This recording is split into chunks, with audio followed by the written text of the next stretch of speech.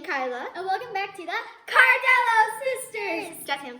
In today's video, we're going to be showing you guys how to make America's Test Kitchen Gluten-free, from scratch banana bread. Oh my god. It's just so delicious. You're going to love it. So the first thing that you guys are going to need to do before you even start prepping anything is set your oven to 350 degrees. Yep. Okay, we just started it. Yep. Now that our oven is started, you're gonna need to take some either really ripe or brown bananas. See, we got some here. 5 of them. 5.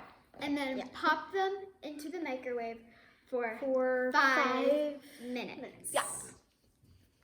And then after we pop them into the microwave, we're gonna take them out and strain them into a bowl to get out all those nice, yummy banana juices. Let's start. Yeah.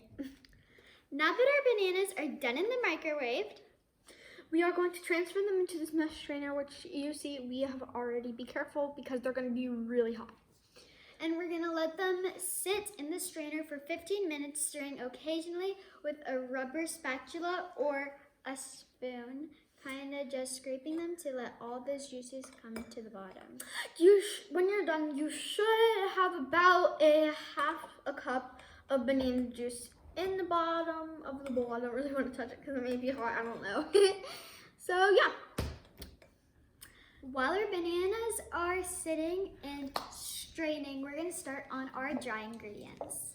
So we'll need 1 cup, 3/4 cups, and 2 tablespoons, that's a lot, of flour. And we are going to be using Bob's Red Wing right here. So yeah.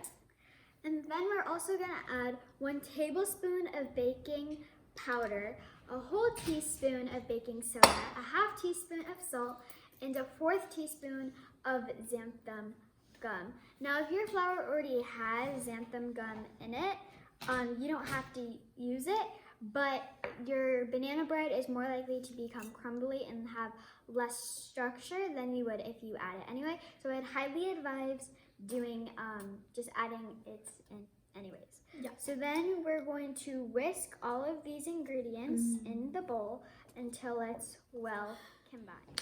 So now the bananas are done, give it a good stir, and then we'll put the bananas over to the side. Look at all these juices. Now we're gonna take our banana juice and put it into a saucepan, and then we're gonna bring that over to the stove and reduce it on medium-high heat until there's about a 1/4 cup of liquid. That should take around 5 minutes. 5. So now that we have our banana juice reduced right here, that was a little hot, we are going to put this into the bowl, and we are going to put this into the bowl too. So let's do that right now.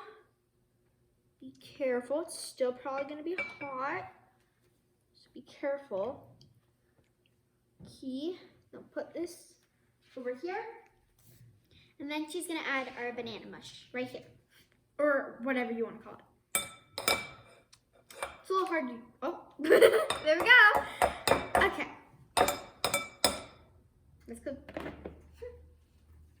So then take your potato masher right here and smash it up till nice and smooth. While she's doing that, we're gonna whisk together 2 eggs, a stick of butter, or 8 tablespoons, 3/4 cups of brown sugar, and a teaspoon of vanilla extract.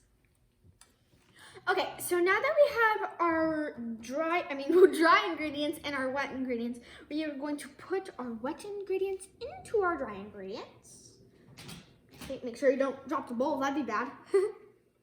And then you're gonna wanna scrape it with a rubber spatula and fold it in, also with a rubber spatula.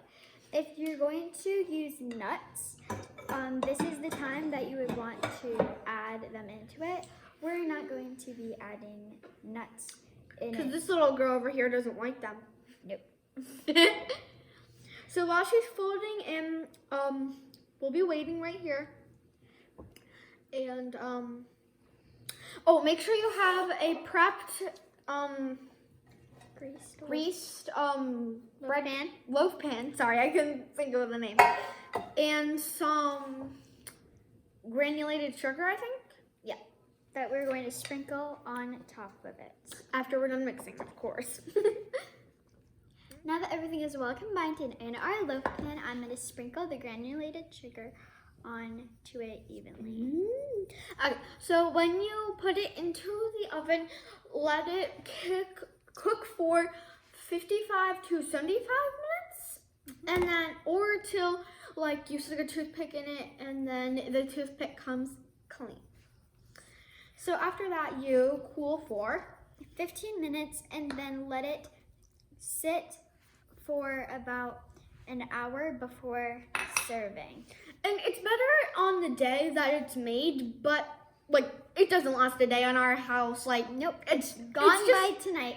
Yeah, it's just so delicious. All right, let's pop this boy in the oven. Okay, so we let it cool for 15 minutes in the pan and On the wire rack, and then we let it cool out of the pan for an hour. And now it's time to taste it. Oh my god, I'm so excited. This stuff is just so good. So none of us really like the ends of it, so we're just gonna put that off to the side. We usually like to grill that up later. Yeah. And become delicious goodness too. So put that off to the side. You can just put it on here. Looks super moist. Oh my god. Let me see. I can't see it. And just... Okay, so now I'm cutting my piece.